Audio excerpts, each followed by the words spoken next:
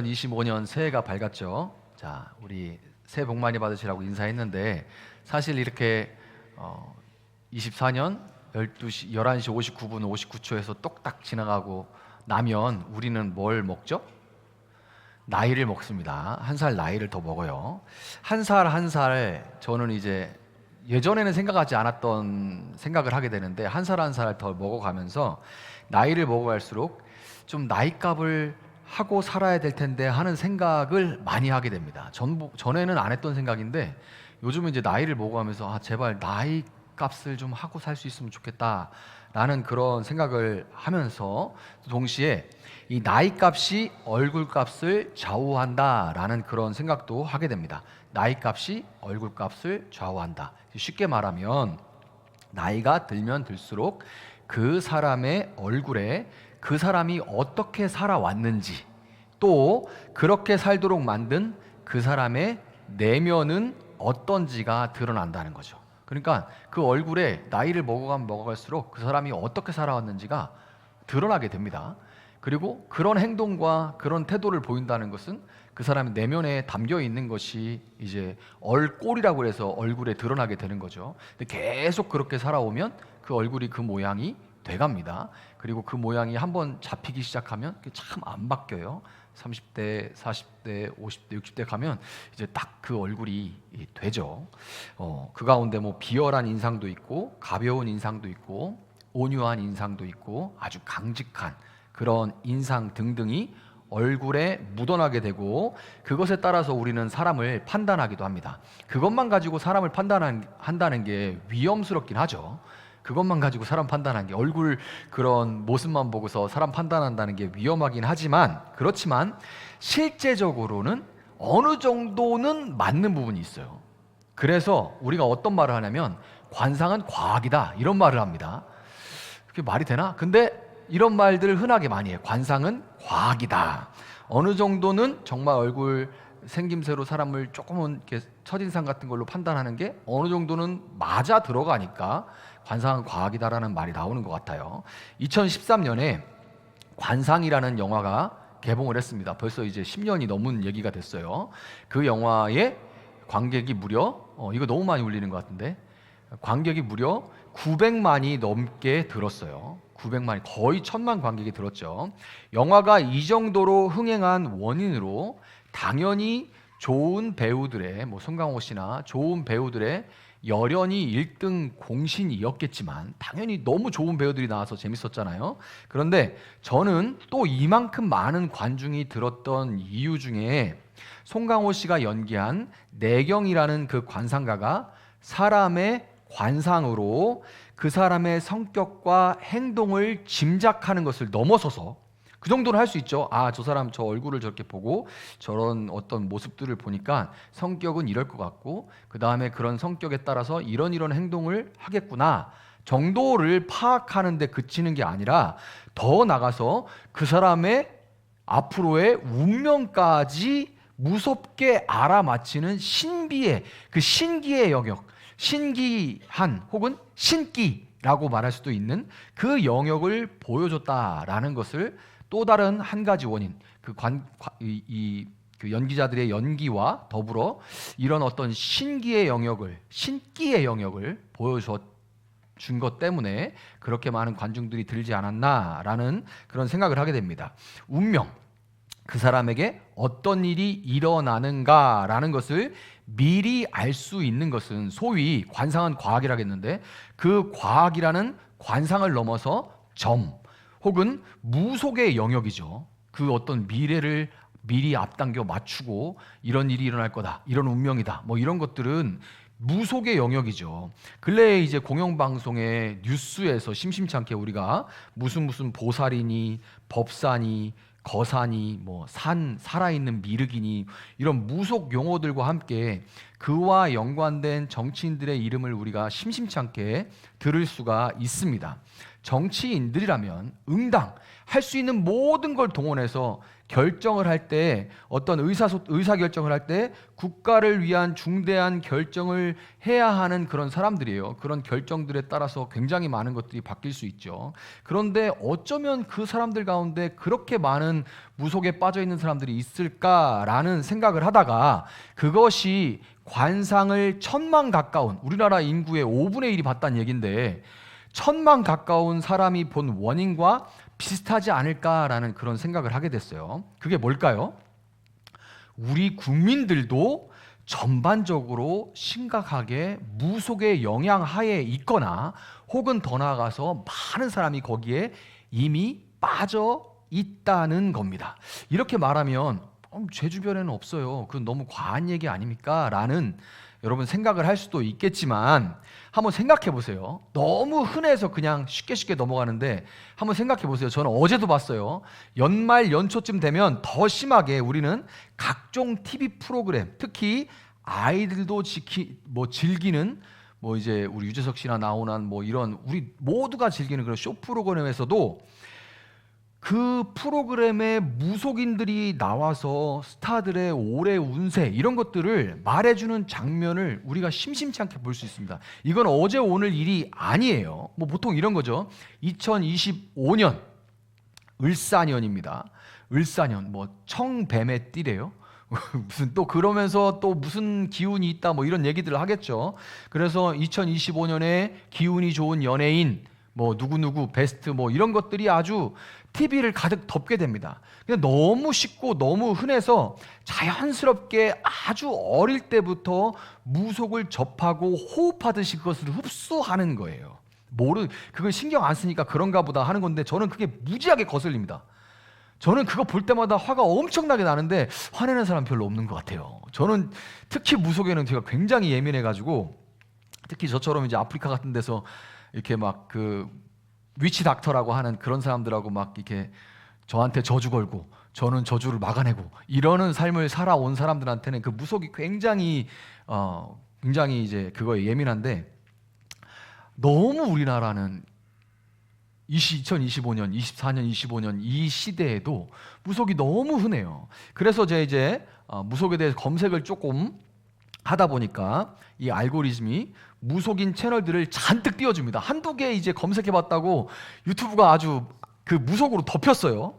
잔뜩 어그로성 제목들이 뜨는데, 잠깐 이렇게 조금 내리는데도 거기에 향후 국정 향방에 대한 점괘 이럴 것이다 라고 이렇게 이제 무속인 복 입은 사람이 이럴 것이다, 또 반대의 의견을 또 얘기하는 무속인들이 어그로성 제목들이 계속 떠요.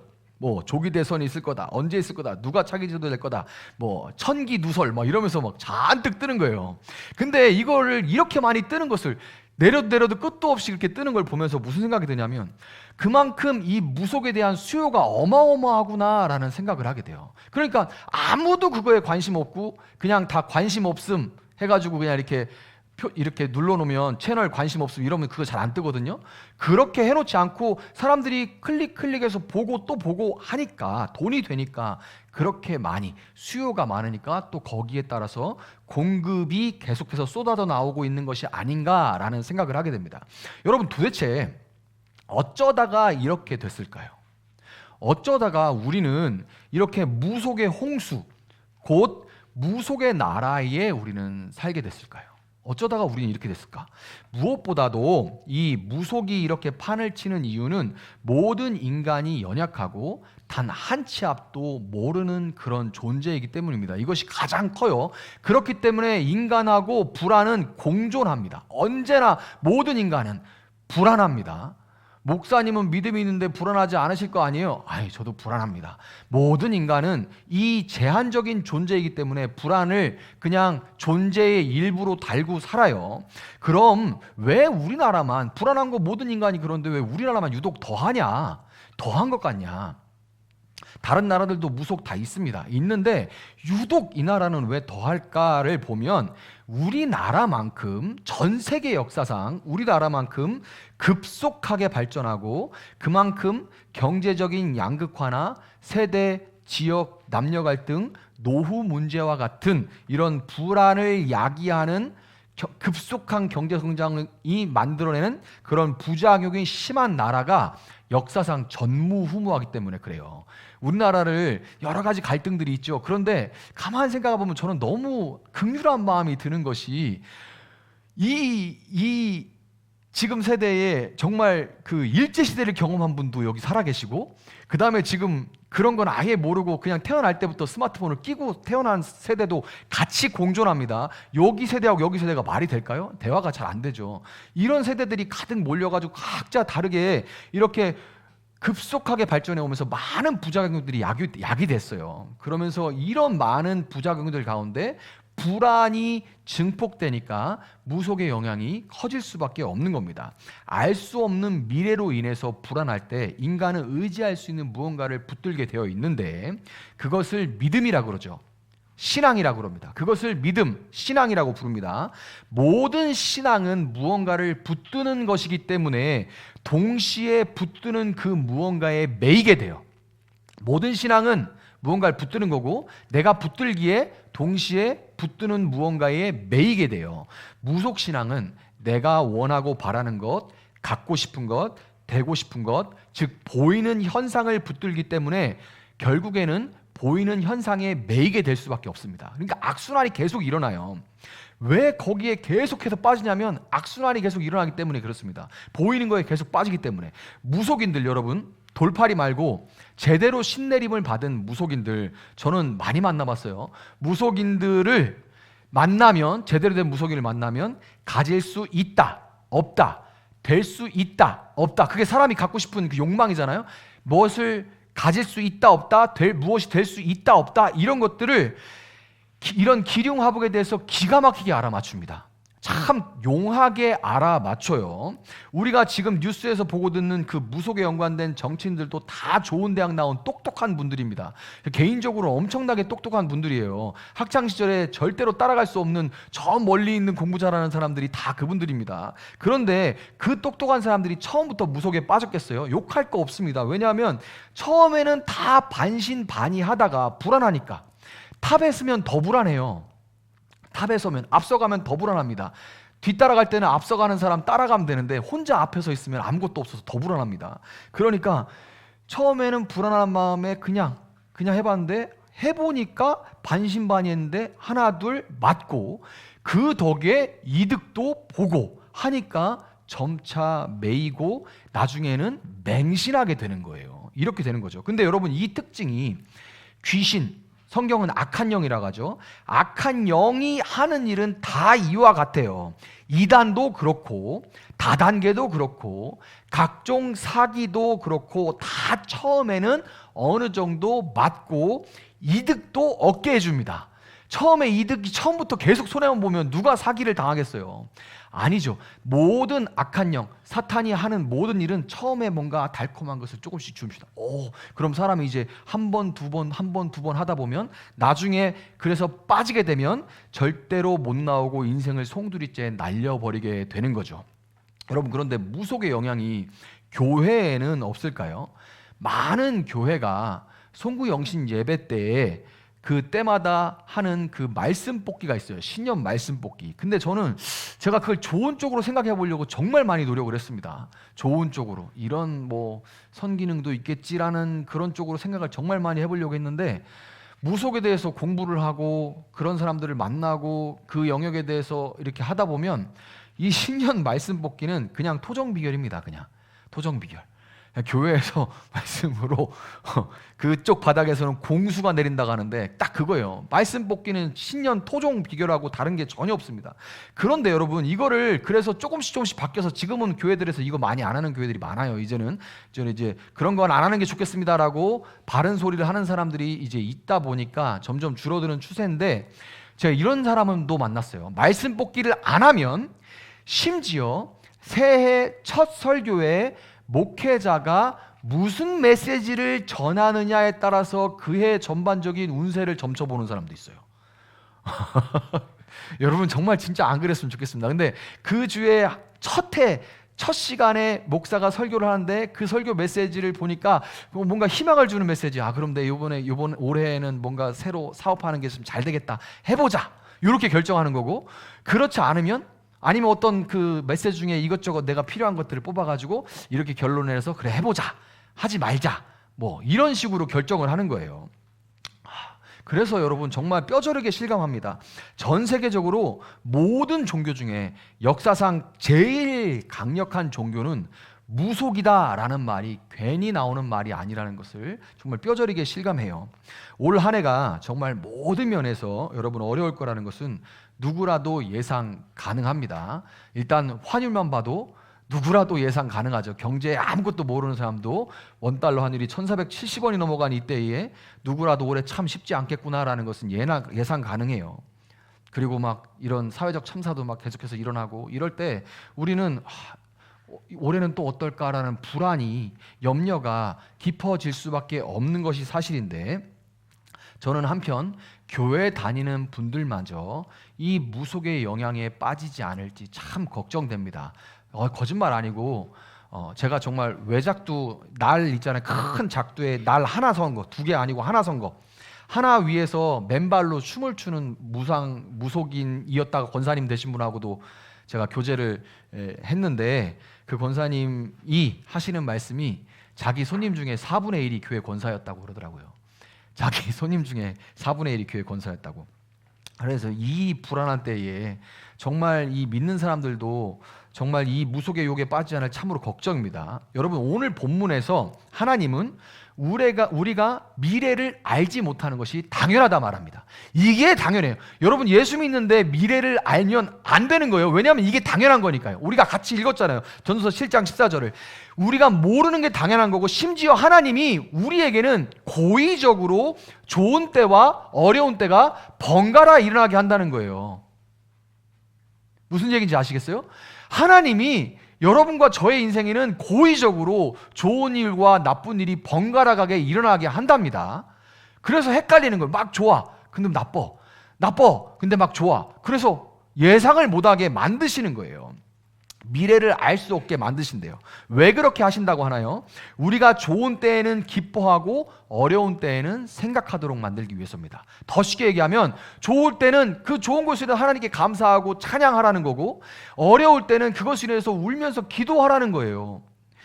하나님은 그분을 붙드는 당신의 자녀들이 좋은 어떤 때나 어려운 때라는 보이는 현상이 아니라 하나님 자신에게만 매이기를 바라시는 겁니다. 아멘입니까? 하나님 자신에게만 매이기를 바라시는 거예요. 여러분, 영화 관상 얘기를 제가 처음에 드렸는데, 거기서 내경이라는 그 주인공이 다른 사람의 관상들을 통해서 미래를 맞춥니다. 이런 일이 있을 거다 하면 진짜 그런 일이 일어나요. 미래를 맞췄는데 정작 자기 아들 진형이가, 제 아들 진영이 아니고 진형이가 그로 인해서 죽임을 당하게 될 거라는 것은 보지 못합니다. 다른 사람의 관상을 보고 미래를 맞추는데 정작 그 일들이 이렇게 스노우볼이 돼가지고 자기 아들이 그 일로 인해서 죽임을 당할 거는, 바로 옆에 있는 아들이 죽임을 당하게 될 거라는 것은 까마득하게 몰라요. 그러면서 영화 막바지에 이런 고백을 합니다. 뭐라고 하냐면, 영화 대사예요. 나는 사람의 얼굴만 봤을 뿐 시대의 얼굴은 보지 못했소. 시시각각 변하는 파도만 본 격이지. 바람을 보아야 하는데 파도를 만드는 건 바람인데 말이요. 이렇게 대사를 해요. 여러분, 우리는 하나님께 매여서 하나님께 우리의 미래를 맡긴 사람들입니다. 닥쳐오는 파도를 우리는 못 볼 수도 있어요. 우리는 닥쳐오는 파도를 못 볼 수도 있습니다. 그렇지만 우리는 바람을 움직이고, 더 나아가 그 모든 어떤 파도가 쳐도 그 모든 파도를 다 끌어안아 품으시는 바다와 온 땅과 온 우주의 주인이신 하나님께 매인 사람들입니다. 아멘입니까? 그리고 그 하나님에 대해서 바울은 이렇게 고백합니다. 함께 읽어봅시다. 로마서 8장 28절입니다. 함께 큰 소리 읽어봅시다. 시작.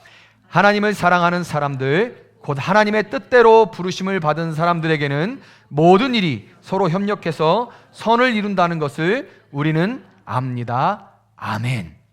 여러분, 그 하나님은 모든 일이 서로 협력해서 선을 이루게 만드신 선하신 하나님입니다. 아멘입니까?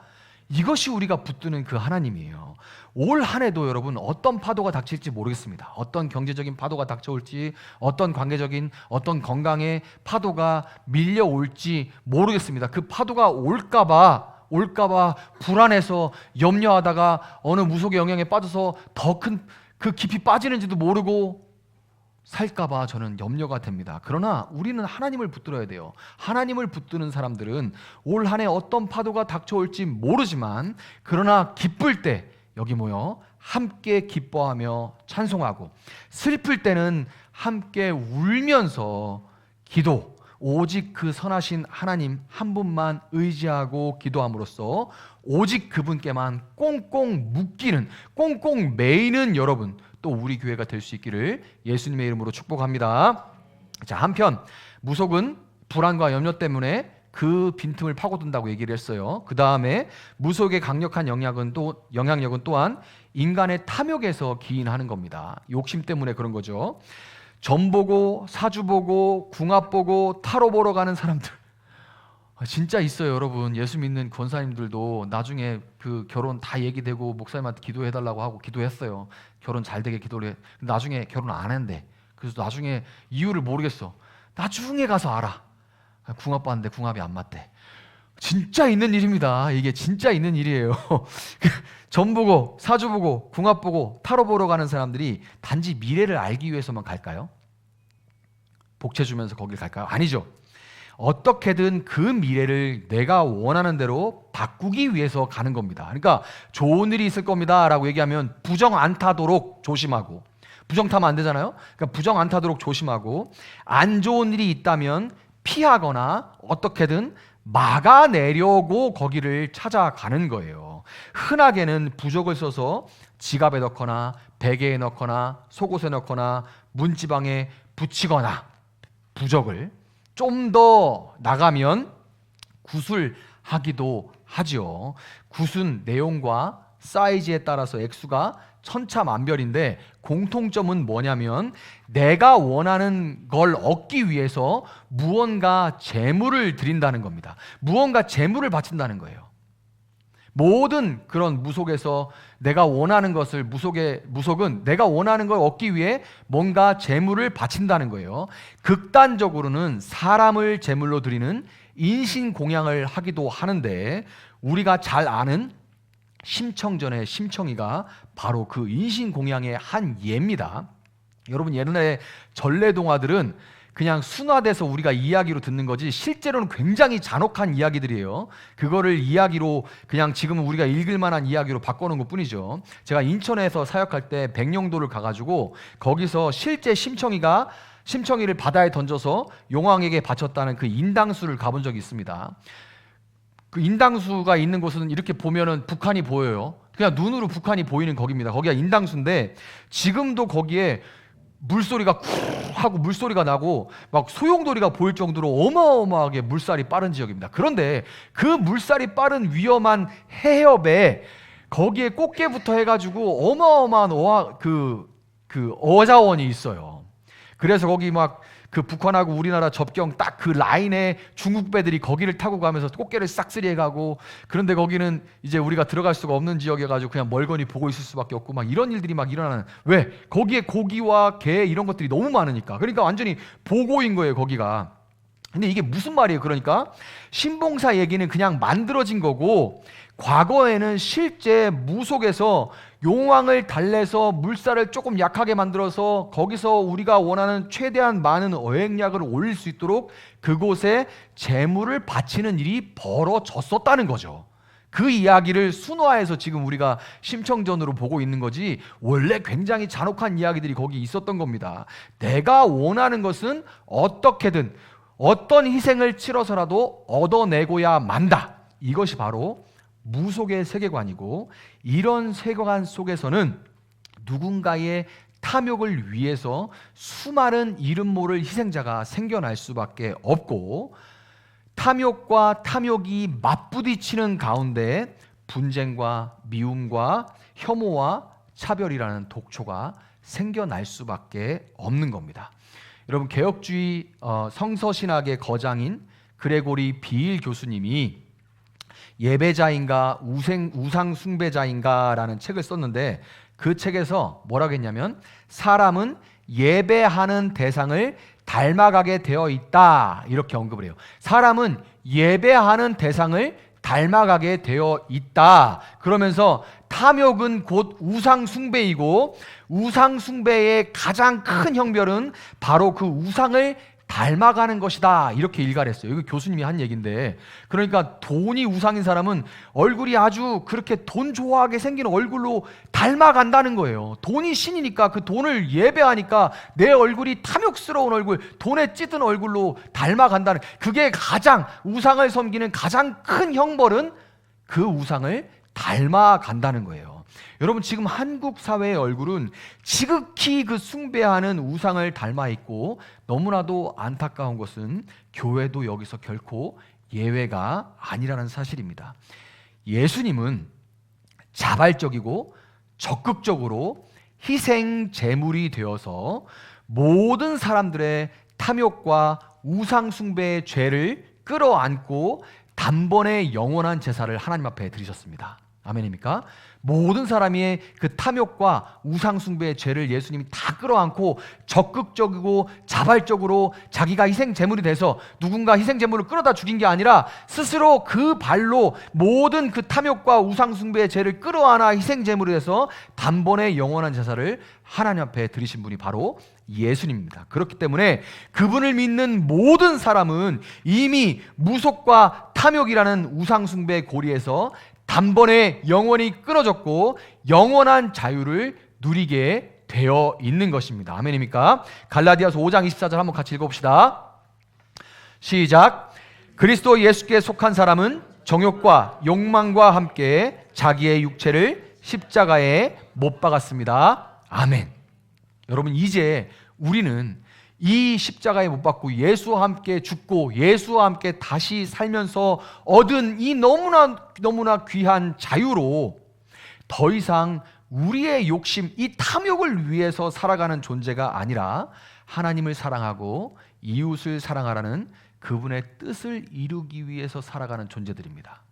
당신 왜 살아요? 라고 물어보면 돈 많이 벌어야죠. 행복해야죠. 이렇게 말하겠죠. 근데 여러분 왜 사세요? 왜 살아요? 라고 물은다면 우리는 내 탐욕, 욕망을 위해 살아가는 존재가 아니라 하나님을 사랑하고 이웃을 사랑하라는 그분의 뜻을 이루기 위해 살아가는 존재들이라는 것을 여러분 기억하시길 바랍니다. 올 한 해도 진정으로 하나님만을 예배하는 여러분이 하나님의 형상이신 예수 그리스도를 닮아가기를 바라고, 여러분의 관상이, 여러분이 예배하는 거를 여러분 관상이 닮아가겠죠. 여러분의 관상이 곧 예수의 얼굴, 예수님을 닮아가게 되어갈 수 있기를 그분의 이름으로 축복합니다. 말씀을 맺도록 하겠습니다. 여러분, 2024년의 마지막과 2025년의 시작을 함께 경험하면서 작년 한 해도 참 어렵게 시작했던 기억이 납니다. 지금도 그 어느 때보다도 연말연시보다는 슬픔과 애통에 잠겨있는 그런 상황인데, 작년도 돌아보면 새로운 시작을 할 때 참 쉽지 않게 시작했어요.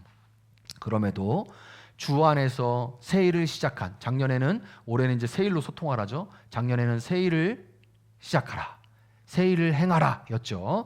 그런데 작년에 어려운 가운데도 하나님 우리에게 주신 말씀 붙들고 새 일을 시작한 여러분들의 모습을 많이 볼 수가 있었고, 한 해 동안 새 일을 시작하면서 걸어온 여러분들이 예수님의 관상이 되어 예수님의 관상을 덧입는 모습을 저는 확인합니다. 여러분이 작년보다 훨씬 지금 예수님의 관상을 갖고 계세요. 여러분을 보니까 여러분의 운명이 보입니다. 천국 갈 것 같아요. 네, 여러분 다 천국에서 만날 것 같아요, 저랑. 그래서 새해도 이제 새 일로 하나님과 소통하게 됩니다.